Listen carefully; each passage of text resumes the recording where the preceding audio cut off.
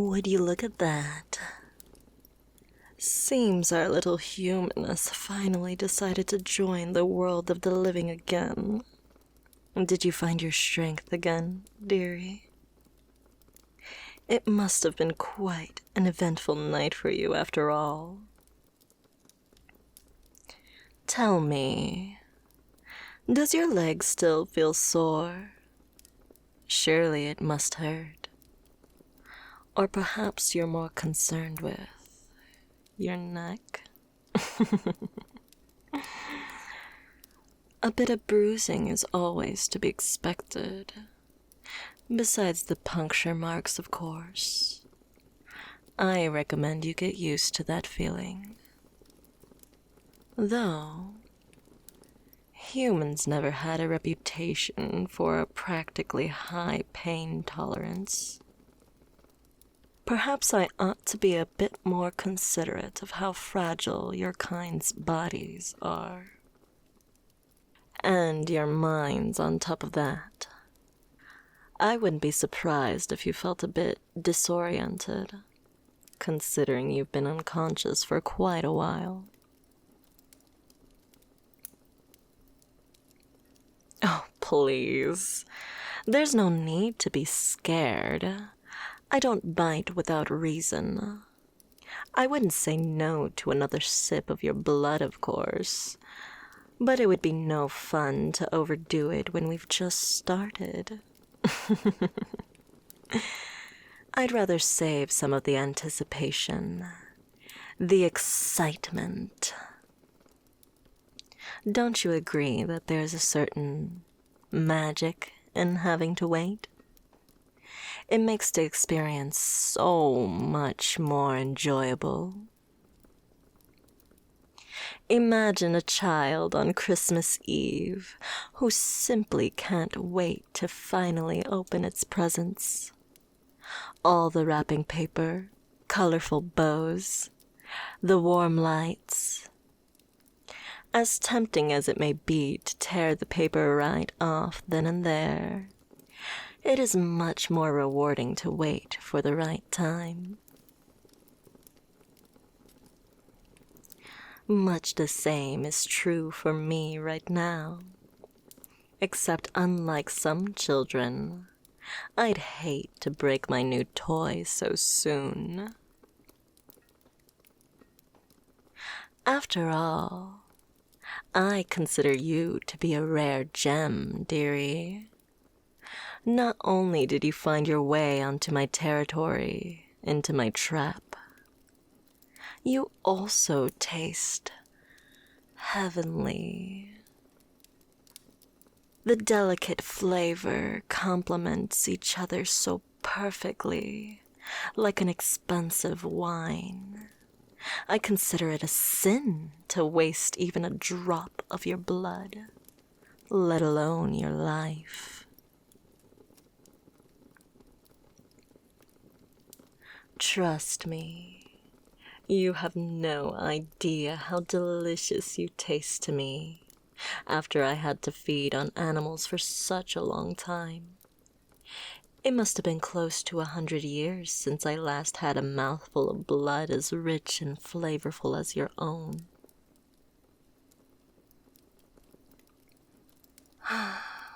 Most likely you think I'm some ruthless monster who lusts for death and destruction. Surely you must question why I don't give up on these woods altogether and go hunting somewhere I can hope to come across humans to feed on.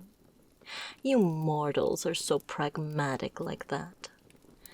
Quick to act, quick to judge, but often you fail to see the broader picture.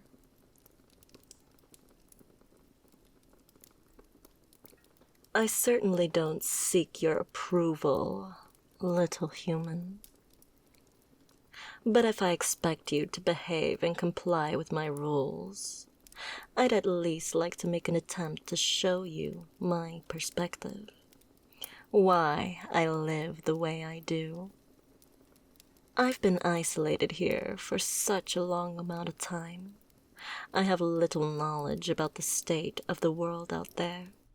As much as I would like to believe that peace has finally been established between vampires and humans, your reaction upon realizing what I am tells me all I need to know. I've been on both sides of the war.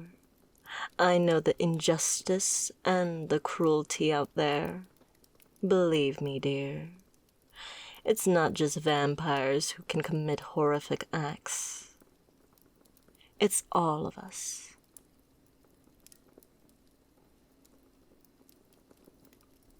I've denied you my life story before, when it was clear you were merely trying to manipulate me.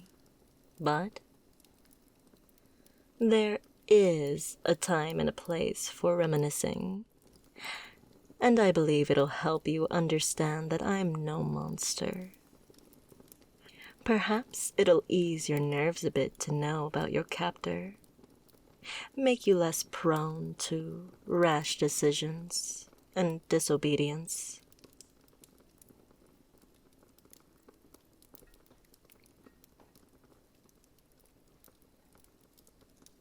If I'm not mistaken, I've mentioned my mother to you before, haven't I? It was just me and her back then. When I was still human, I mean. An innocent child. We lived in a small house near the edge of the village, close by a little stream. We didn't own much, but we were family, and the rich garden my mother tended to daily always put enough food on our plates, and I spent my days climbing trees and chasing small animals. It was the only time in my life I've ever felt truly content. Even now, as I've lived so many years, the carnal pleasure of drinking someone's warm, velvety blood doesn't come anywhere close to the joy I felt simply smelling the flowers or tasting the sweet fruit of the season. My mother was a wise woman. She always knew just what to do. The townsfolk respected her knowledge of the healing powers of all sorts of herbs. The ones who couldn't afford to call a doctor often came to us, with whatever alignments were plaguing them. More often than not, my mother was able to help. You think someone as kind and generous as her would surely earn the favor and gratitude of her peers. But you see, her wisdom came to be her downfall. And by my extension. A famine came around. Man and animal alike had to go hungry for weeks on end. In dire times, people tend to turn towards superstition. The townsfolk suspected witchcraft. And who else would the blame fall upon other than the one who possesses expertise in medicine? They accused my mother of cursing their fields and spoiling their crops. And so they killed her, dragged her out of our home, onto the streets, and ended her life right before my eyes. And all I did was hide. Even then, as a child, I felt like a coward. I've blamed myself for her death for a long time.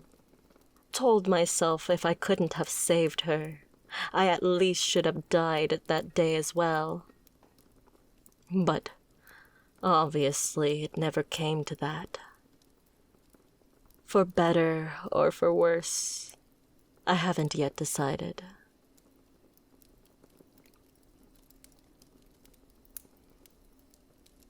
With my mother gone, all that was left for me was to run. So I ran, as far as my legs would carry me. I didn't know where I was going. I just wanted to put as much distance as possible between myself and the horrors I'd seen that day. I left behind her body, the home I grew up in, and along with all the beautiful memories that had now been tainted with her blood.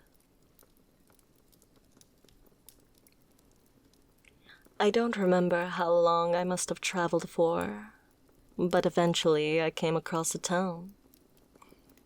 It was much bigger and more lively than the environment I was used to, crowded enough to stay anonymous and keep myself fed by stealing a watch here, a bracelet there. I didn't enjoy being a thief. My mother had taught me better than that, but it was the only way to survive. Over time, I became more comfortable, settled into my new life. The dark alleys of the city, far away from all the crowds and noise, became my new home. For years, I was blissfully unaware who I was sharing my home with, until it was too late. While I knew of the existence of vampires, their numbers and preferred hunting grounds were largely unknown back then. As I understand now, they'd been roaming the streets of that practical town for quite a while. Just like myself, they enjoyed the anonymity of the crowd, the ability to simply take what they needed and vanish. Once again, I believe I was destined to die that day I was turned. It was the vampire's carelessness that led him to spare my life. Had he taken any more of my blood, surely I would have passed away. But instead, I felt a sharp pain spreading throughout my body, starting from the bite marks on my neck. In case you're unaware, a human may only turn into a vampire if they're left with just barely enough blood to survive. When I woke up, nothing was as before. It is customary for a newly turned vampire to receive guidance from the one responsible for their doom. After all, it is no small task to keep a constant craving for blood under control. To not draw attention to yourself and your kin. To not let the monster you've become control you. However, I was never afforded the privilege of being taken in by my master. Even after I approached him, begged him to teach me, he couldn't care less about what he had done to me. I am not proud of the times that followed.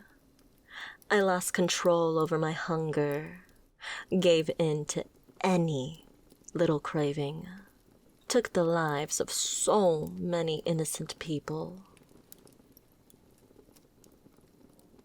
Bloodlust is a curious thing, dearie. Not only does it make you lose control in the moment, it's also an excellent excuse to justify your actions. To drown out any feeling of guilt that may arise when you hold yet another lifeless body in your arms.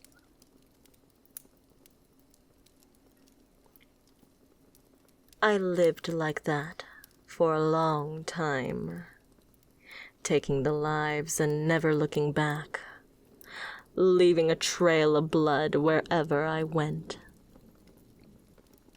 I was convinced I had the right to alter the lives of so many mortals, simply because of the injustice I had endured in my own.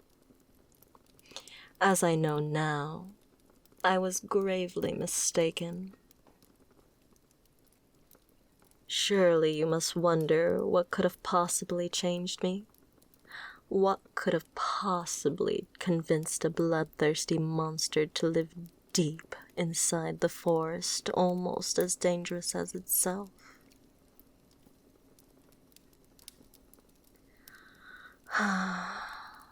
Even thinking about that night stirs up emotions vampires should be incapable of. I don't remember much of how the night began. The bloodlust drowned out any sensation but the rich, downy blood I felt on my tongue. Suddenly, the crimson-red fog in my mind lifted, and I found myself locking eyes with a small boy cowering in the bushes, my fangs still buried deeply in the flesh of the man before me. The way he was shivering, the look of pure desperation in his eyes, it brought back some of the sanity I thought I'd lost forever ago. And for the first time in years, I realized I was tearing apart families, killing daughters, fathers, loved ones. I'd become just as cruel as the monsters who have taken my mother from me. But I knew it was too late to save the boy's father. He would have never survived to live as a human. If I had stopped drinking his blood right then and there, surely he would have turned. But at what cost? Under no circumstances would I have been a suitable mentor, as I myself was barely clinging to the last bit of humanity that was still intact within me. So, to turn this man into another vampire without a master, roaming the streets, and possibly taking his own son's life as his first meal, I had to kill him. For the first and only time, I consciously ended someone's life. I drank every last drop of his blood, and all the while I couldn't bring myself to take my eyes off that frightened little boy. I wasn't blinded by the thirst. The bloodlust hadn't clouded my judgment. My only excuse, my only way of justifying what has happened is the thought that this was the best possible outcome. I tell myself it was for the better, for the boy's sake, the greater good. And yet, I find myself thinking about him. I wonder what had become of him, what his life was like. I am certain he must have passed away by now. But I sincerely hope it was his old age that took him. That day, I promised myself. No, I demanded myself to abandon my ruthless way. And I've kept my word. I have lived deep inside this forest ever since. I feed on animals. I keep away from humanity. Until you came along, that is. You see, dearie, you've made me lose my composure. unburied some dark traits I thought I'd left behind long ago. But now that I've had a taste, I just can't let you leave. I can feel my craving re-emerging from deep within. This curse has long buried its roots further into my soul than I thought. Until I find a way of dealing with it once and for all, you'll be my way of keeping it under control, whether you like it or not. Oh dear, you're mistaken. I never said I'd refrain from hunting a human ever again. All I promised is that I wouldn't take away another beloved family member. You, however, you decided to wander into my territory. If I don't keep you here, surely you will die by the hands of creatures within these woods. You see, I'm not taking you away from anyone. You were the one who's done this to yourself. Oh, but there's no need to worry. You may be mine now, but I do intend on treating you with the bare minimum of dignity a sentient being deserves. Fortunately for you, that means I won't take your blood again today. I will return shortly. I do believe I hear something struggling in one of my traps. Let's hope it's not one of your friends, dearie.